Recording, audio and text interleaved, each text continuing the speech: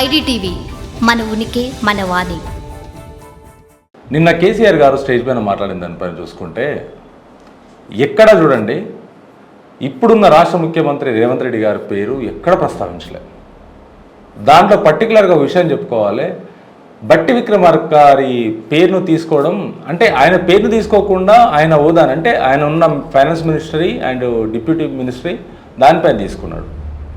అంటే కొన్ని కోణాల్లో చూసుకుంటే కేసీఆర్ గారు ఎవరిని పేరు కానీ ఎవరిని కానీ తీసుకోలేదు. కానీ దీంట్లో ప్రధానంగా కాంగ్రెస్ పార్టీ మనకు ముందు నుంచి అయినా సరే శత్రువు అన్నట్టే చూపించారు. బీజేపీకి చిన్న చురుకలు వేస్తూ వేయనట్టుగా 11 ఏళ్ళు అయింది, 11 పైసలు కూడా మనకి ఇయ్యలే అన్నట్టు ఇటు బీజేపీతో మాట్లాడడం.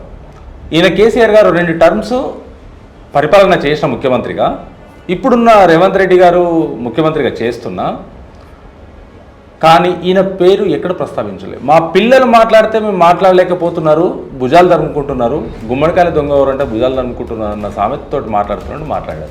ఎందుకంటే రేవంత్ రెడ్డి గారిని పిల్లలతో సమానంగా అంటే వాళ్ళ పిల్లలు ఇటు కేటీఆర్ గారు కానీ అటు హరీష్ రావు గారు మనకు పెద్దవాళ్ళు అయినా సరే ఆయనకు మాత్రం పిల్లలు. ఎందుకంటే ఇటు కొడుకు అటు అల్లుడు చెల్లె కొడుకు అయినా వీళ్ళైనా పిల్లలతో పిల్లలు సమాధానం అడుగుతానే క్వశ్చన్ అడుగుతానే ఆన్సర్ చేయలేకపోతున్నారు, మీతో నేనేంది మాట్లాడేదన్న ధోరణిలో మాట్లాడారు.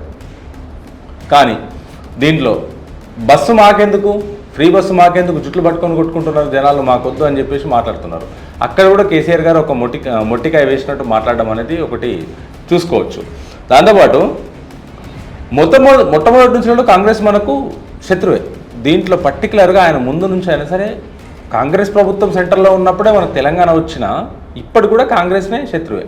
దీంట్లో ఇంకొకటి చూసుకోవాలి, కాంగ్రెస్ ప్రభుత్వం శత్రువుగా చూపిస్తూ కాంగ్రెస్లో ఉన్నప్పుడు వైఎస్ రాజశేఖర రెడ్డి గారు ఆరోగ్యశ్రీ పథకాన్ని తీసుకొచ్చినప్పుడు దాన్ని మెచ్చుకున్నాడు చూడండి మళ్ళీ ఇక్కడ. ఎందుకంటే వాళ్ళ కొడుకు ఆంధ్రప్రదేశ్లో వైఎస్ఆర్సీపీ పార్టీ ప్రెసిడెంట్గా వ్యవహరిస్తున్నాడు, దాంతోపాటు 5 సంవత్సరాలు ముఖ్యమంత్రిగా వ్యవహరించారు. ఆయన గురించి మాట్లాడలేదు. అక్కడ ఉంది కాబట్టి ఆయన ఇష్టం కాబట్టి రాజశేఖర రెడ్డి గారు చేసిన ఆరోగ్యశ్రీ పథకం ఇప్పుడు కంటిన్యూ చేస్తున్నాం. నేను పిలిచిన వాళ్ళతో మాట్లాడినా అది బాగుంది, కంటిన్యూ చేస్తున్నాం దాన్ని. కానీ ఈయన చేస్తూ మన కేసీఆర్ గారు ఇచ్చిన పథకాల గురించి, ఇటు కేసీఆర్ గారు ఇచ్చిన పథకాల గురించి, ఇటు అమ్మఒడి అయినా, పెన్షన్స్ అయినా, వికలాంగుల పెన్షన్ అయినా, దాంతోపాటు నీళ్లు, నేగం, కానీ ఇవన్నీ మాట్లాడుతున్న కేసీఆర్ గారు ఒక్కటి మాత్రం ఎక్కడ కనిపించలేదు, మేము ఈ తప్పు వల్ల ఓడిపోయాం అనేది. ఎవరు కానీ ఒక తప్పు చేసినా ఓడిపోతారు. 10 సంవత్సరాలు 9.5 సంవత్సరాలు పాలించి ఆయన రాష్ట్ర ముఖ్యమంత్రిగా ఉన్న కేసీఆర్ గారు ప్రజల్లో అది కనిపించలేదు. ఎందుకంటే ప్రధానమంత్రిగా చేస్తున్న నరేంద్ర మోడీ గారు కూడా నీ తప్పు జరిగింది, ఈ లోపం జరిగింది, దీన్ని సరిదిద్దుకుంటాం మీకు చేస్తామని మాట్లాడిన నరేంద్ర మోడీ గారు అయినా సరే ఇక్కడ రాష్ట్రం ముఖ్యమంత్రిగా వ్యవహరించిన కేసీఆర్ గారు ఇప్పటిదాకా ఆ మాట మాట్లాడలేదు. ఎందుకంటే ఏ ప్రభుత్వం అయినా సరే ఎవ్వరూ అధికారంలో ఉన్నా కొన్ని మంచి జరుగుతుంది, కొన్ని తప్పులు జరుగుతాయి. ఆ తప్పులు సవరించుకొని ఆ తప్పులు సర్దిద్దుకొని మళ్ళీ వాటిని రెక్టిఫై చేయడమే వాళ్ళ పాలనలో ఉండాలి. కానీ ఇక్కడ కేసీఆర్ గారిది మాత్రం అక్కడ ఎక్కడా కనిపించలేదు. దాంతోపాటు ఇంకోటి మనం చూసుకుంటే కార్యకర్తలే దేవుళ్ళలాగా కార్యకర్తలే రావాలనుకుంటున్నారు, కార్యకర్తలనే పొగడడం. ఇంకోటి దీంట్లో ఇంకొక పాయింట్ మాట్లాడాడు, బీఆర్ఎస్ పార్టీకి వారియర్స్ ఉంటారు, వారియర్స్ ఏమన్నంటే ఎవరిని ఊరుకోము, పోలీసు వాళ్ళకు కూడా చెప్తున్నా వాళ్ళని ఏమనొద్దు అన్నట్టు మాట్లాడడం ఒక సందర్భం జరిగింది.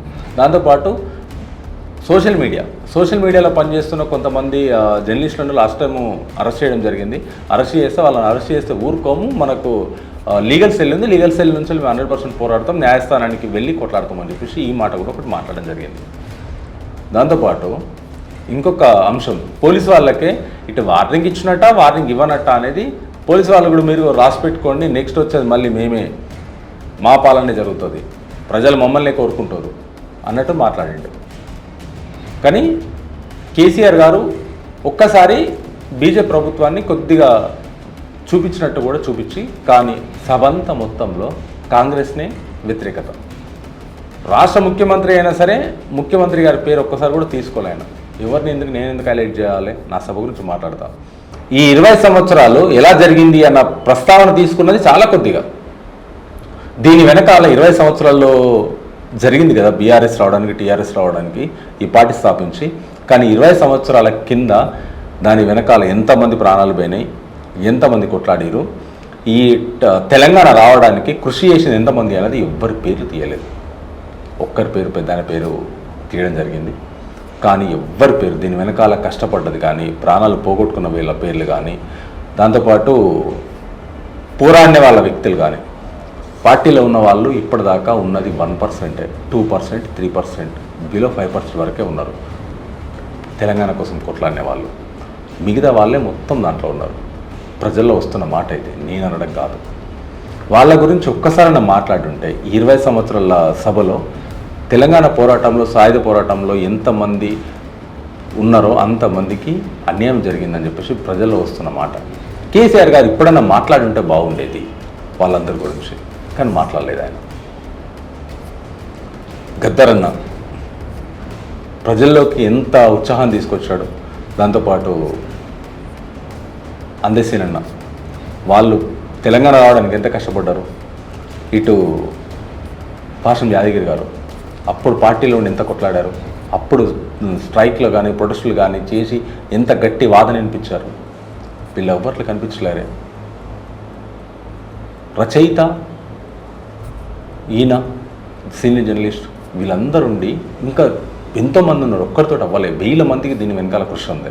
కానీ 1000 మంది కృషి ఎవరికి కనిపించలే. మన తెలంగాణను మాట్లాడారు కానీ వీళ్ళందరి గురించి ఎవ్వరి గురించి మాట్లాడకపోవడం అనేది ఒక చిన్న బాధాకరం అని చెప్పేసి జనాలు మాట్లాడుతున్నారు. కేసీఆర్ గారు మాట్లాడాల్సింది ఈ విషయాన్ని. పార్టీ కోసం కానీ, తెలంగాణ కోసం కానీ పోరాడిన వ్యక్తుల గురించి కానీ, ప్రాణాలు కోల్పోయిన వ్యక్తులు కానీ వీళ్ళందరి గురించి మాట్లాడాల్సింది. కానీ ఒక్క మాట కూడా మాట్లాడలేదు. కానీ ఒక విషయం మాట్లాడాడు. నక్సలైట్ల పైన జరుగుతున్న అన్యాయానికి కేంద్రానికి లేఖ రాద్దాం, దానికి అందరూ మీరు ఓకే అంటారా అని చెప్పేసి మాట. 100%. నక్సల్స్ అనేది తీవ్రవాదులు కాదు, వాళ్ళు కూడా మనుషులే. శాంతి ఒప్పందాలకు వాళ్ళు కూడా రెడీగా ఉన్నారు. వాళ్ళు ఎలాంటి జనారణ్యంలోకి వచ్చి జనాల మీద కాల్చడం, జనాలను చంపడం ఎలాంటిది ఉండదు. తప్పు జరుగుతున్న దాంతో పోరాడతారు. జనాలకు మంచి కోసం పోరాడే వ్యక్తులు నక్సల్స్. కానీ గన్నులు పట్టుకోవడం తప్పు అని చెప్పేసి మన వ్యవస్థ చెప్తుంది. కాబట్టి వాళ్ళ మీద యుద్ధాలు జరుగుతున్నాయి. యుద్ధాలు అంటే ఎదురుకాల్పులు జరుగుతున్నాయి. ఒకరొకరు ప్రాణాలు పోగొట్టుకుంటున్నారు. ప్రాణహాని జరగడం అనేది రాష్ట్రానికి మంచిది కాదు. మన రాష్ట్రానికి, ఛత్తీస్గఢ్కైనా మంచిది కాదు. దానికోసం శాంతి ఒప్పందాలు చేసుకొని వాళ్ళు లొంగిపోవడం, చాలామంది లొంగిపోయారు. వాళ్లకు జీవనోపాధి ఏదో కలిగిస్తుంది గవర్నమెంట్, దాంట్లో ఉంటారు. సెంట్రల్ లేఖ రాసి ఈ శాంతి చర్చలకు వాళ్ళు కూడా ఓకే అని, గవర్నమెంట్ ఓకే అని కూర్చొని చర్చించుకొని ఈ ప్రాబ్లం సాల్వ్ చేసుకుంటే ప్రాణహాని జరగకుండా ఉంటుంది మన 2 రాష్ట్రాలకి, ఇటు తెలంగాణకైనా అటు ఛత్తీస్గఢ్కైనా. ఈ అరణ్యంలో మాత్రమే వాళ్ళు ఉన్నారు. ఇంకొక విషయం బాగా మాట్లాడారు కేసీఆర్ గారు. ఇది కూడా కాంగ్రెస్ చుట్టుకొలేస్తున్నట్టే, కాంగ్రెస్ మీదనే మాట్లాడారు తప్ప ఈ వ్యక్తిని మాట్లాడలేదు. ఆల్రెడీ 15 నెలల పాలన అయిపోయింది. లాస్ట్ 6 నెలలు మాత్రమే ఉంది. 6 నెలలు ఎలక్షన్ అడవిడే ఉంటుంది. ఇంకా చేసేది ఎన్ని రోజులు? ఇంకా 2 సంవత్సరాలు. 15 నెలలు అయిపోయింది. ఇంకా చేసింది ఏం లేదు. ఈ 2 సంవత్సరాలు కూడా ఏం చేస్తాను? ఏం స్టార్ట్ చేసినా 3 సంవత్సరాలు 4 సంవత్సరాలు పడుతుంది. ఇప్పటిదాకా ఏం చేయలేవు, నువ్వు తర్వాత కూడా ఏం చేయలేవు అన్నట్టు మాట్లాడాడు. అంటే విఫలమవుతుందా, సక్సెస్ అవుతుందా? వీళ్ళు తీసుకొచ్చిన దానికి ఏమవుతుంది? ఉన్న ప్రభుత్వం ఏముంటుంది అసెంబ్లీలో ఉన్నప్పుడు? మీరు చేసిన బొక్కలని మేము పూడ్చడానికి, మీరు చేసిన తప్పుల్ని చేయడానికి, సరిదిద్దడానికి, మీరు తెచ్చిన అప్పుల్ని కట్టడానికే సరిపోతుంది మాకు. ఎక్కడి తీసుకురమ్మంటారని మాట్లాడుతున్నారు. అది కరెక్టా, ఇది కరెక్ట్ అనేది జనాలు మీరే డిసైడ్ చేయాలి. కానీ కేసీఆర్ గారు అంత బాగానే మాట్లాడినా సరే, కాంగ్రెస్ను మీరు పార్టీల గురించి వ్యతిరేకంగా మాట్లాడినా సరే, ఏదైతే బీఆర్ఎస్ కోసం, ఆ టీఆర్ఎస్ కోసం, ఈ తెలంగాణ కోసం, తెలంగాణ రావడానికి పోరాడిన వ్యక్తులను ఎవరి పేర్లు తీసుకోవడం అనేది ఒక చిన్న బాధాకరమైన విషయం. ఇది తెలంగాణ రావడానికి మీరొక్కరే కాదు, 1000 మంది ఉన్నారు, కొన్ని లక్షల మంది ఉన్నారు తెలంగాణ రావడానికి పోరాడిన వ్యక్తులు ఉన్నారు. వాళ్ళ పేర్లు, కొంతమంది పేర్లు, పెద్దల పేర్లను తీసుకోవాల్సిందే. కొంతమంది ప్రాణాలు కూడా పోయారు. గద్దరన్న ప్రాణం కూడా పోయింది. కొంతమంది పెద్ద మనుషులు అయిపోయారు. వాళ్ళ పేర్లు ఒకసారి తీసుకోవాల్సిందే, ఒక్కసారి మాట్లాడాల్సిందే. తెలంగాణ కోసం ఇంతమంది పోరాడారు, మన తెలంగాణ మనం తెచ్చుకున్నాము అని చెప్పేసి ఒక్కసారి మాట్లాడాల్సిందే. మాట్లాడకపోవడం ఈ చిన్న బాధాకరం. Thank you.